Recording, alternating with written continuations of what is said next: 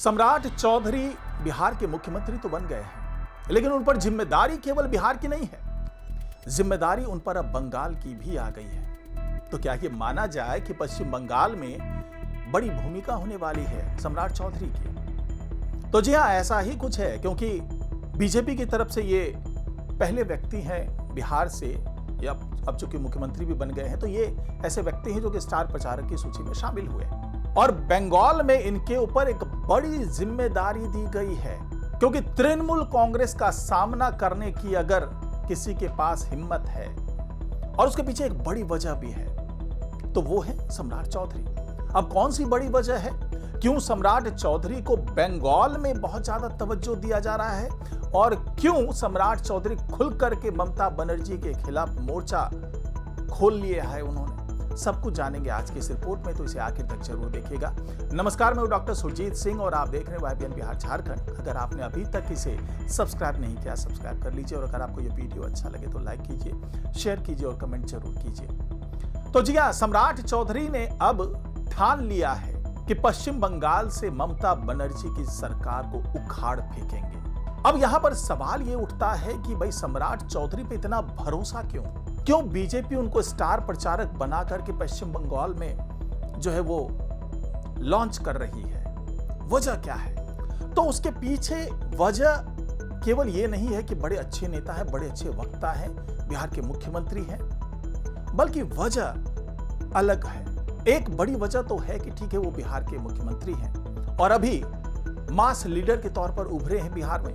पहली बार ऐसा हुआ है कि बिहार में कोई बीजेपी का विधायक मुख्यमंत्री बना है, तो एक उपलब्धि तो है इनके हिस्से में। और दूसरी उपलब्धि ये है कि ये एक मास लीडर हैं, और इनको लॉन्च करना, पहली जो बड़ी वजह है बीजेपी के पास वो ये है कि पश्चिम बंगाल के जो कई सीमावर्ती इलाके हैं, चाहे बात मालदा की कर लें, जलपाईगुड़ी की कर लें, मुर्शिदाबाद की कर लें, उत्तर 24 परगना की कर लें, दक्षिण 24 परगना की कर लें, या फिर हम उसमें जाते हैं, बंगाल में जाते हैं तो कोलकाता की बात कर लें, तो या आसनसोल की बात कर लें, हावड़ा की बात कर लें, हुगली की बात कर लें, तो ये वो तमाम इलाके हैं जहां पर बिहारियों की तादाद अच्छी खासी है। जहां कुल आबादी के प्रतिशत की बात करें तो ये लगभग 12 से 15% आबादी पहुंच जाती है। यानी कि एक बड़ी आबादी बंगाल में है जो कि बिहार से ताल्लुक रखती है।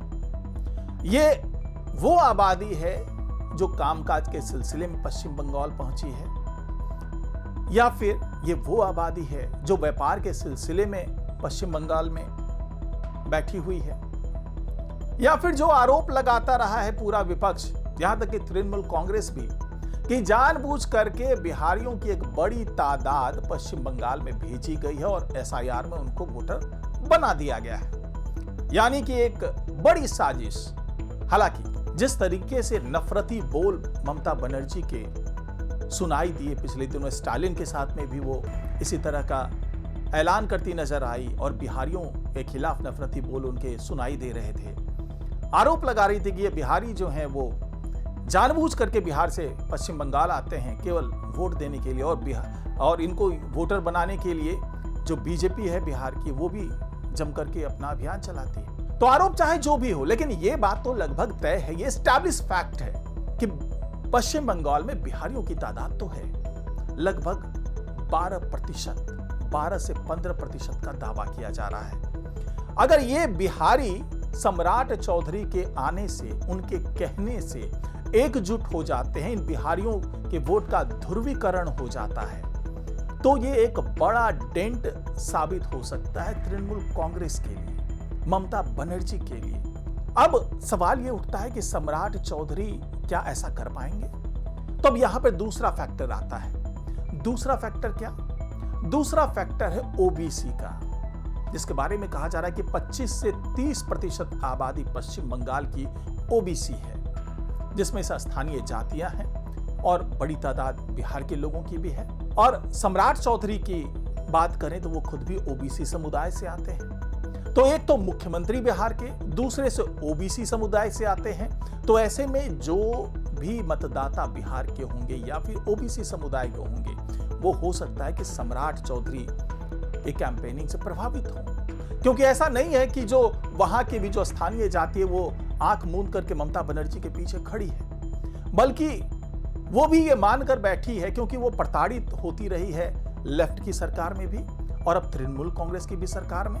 यह अलग बात है कि दावे अलग अलग किए गए, बड़े बड़े दावे किए गए, लेकिन वहां पर जो तुष्टीकरण की राजनीति लगातार हो रही है, जिसके बारे में बार बार बीजेपी वहां पर बता रही है कि जो अपने दिल में मक्का और आंखों में यानी कि नजरों में मदीना लेकर के बैठे हुए हैं, वो हिंदुओं के सगे तो हो ही नहीं सकते।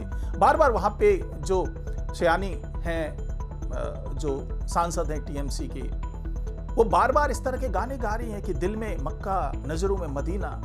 तो क्या संदेश देने की कोशिश हो जा रही है? क्या वहां पर तुष्टीकरण की राजनीति नहीं हो रही? तो ऐसे में सम्राट चौधरी को वहां पर लॉन्च करके एक तरफ तो बिहारियों का जो वोट है उसको साधने की कोशिश की जा रही है, दूसरी तरफ ओबीसी का जो बड़ा वोट बैंक है उसको साधने की कोशिश की जा रही है।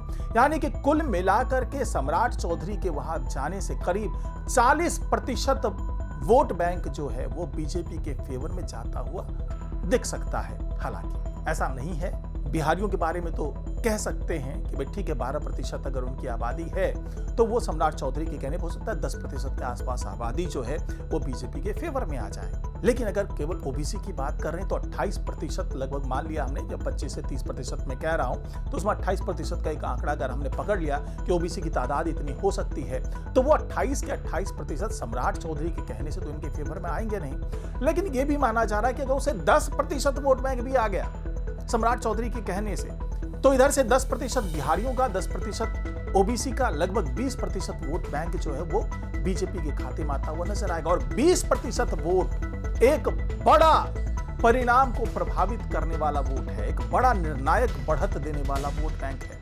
तो ऐसे में जब बीजेपी ने सारा ही गुणा भाग कर लिया, जोड़ घटाव कर लिया, फायदे नुकसान देख लिए, तब उसे समझ में आया कि भाई पश्चिम बंगाल में अगर हम सम्राट चौधरी को लॉन्च कर देते हैं तो इसका एक बड़ा प्रभाव होगा। और यही वजह है कि यहां पर ना तो कैबिनेट का विस्तार किया गया, आनन फानन में शपथ ग्रहण कराया गया। हालांकि पहले से तो ये भी प्लानिंग थी कि भाई शपथ ग्रहण भी 4 मई के बाद ही हो, लेकिन नीतीश कुमार अड़ गए कि नहीं भैया, हमें तो संसद में जाना है और हमने सदस्यता ले ली है, वहां के शपथ ले लिया है, तो अब मैं मुख्यमंत्री के पद पे नहीं रहूंगा। और यही वजह है कि आनन फानन में शपथ लिया सम्राट चौधरी ने, लेकिन उनके साथ केवल 2 डिप्टी सीएम आए और कोई भी कैबिनेट का विस्तार नहीं हुआ। और यानी कि पूरा फोकस अब फिलहाल पश्चिम बंगाल के चुनाव पर पड़ता हुआ नजर आ रहा है। तो यही वजह है कि सम्राट चौधरी वहां गए हैं और पूरी तरीके से हो सकता है कि अभी बिहार को नजरअंदाज कर दे, लेकिन अब वो पश्चिम बंगाल को नजरअंदाज नहीं कर पाएंगे। और बीजेपी का दावा है कि उनके कारण एक बड़ी बढ़त बीजेपी को मिलने जा रही है इस चुनाव में। तो फिलहाल आज की रिपोर्ट में इतना ही। नमस्कार।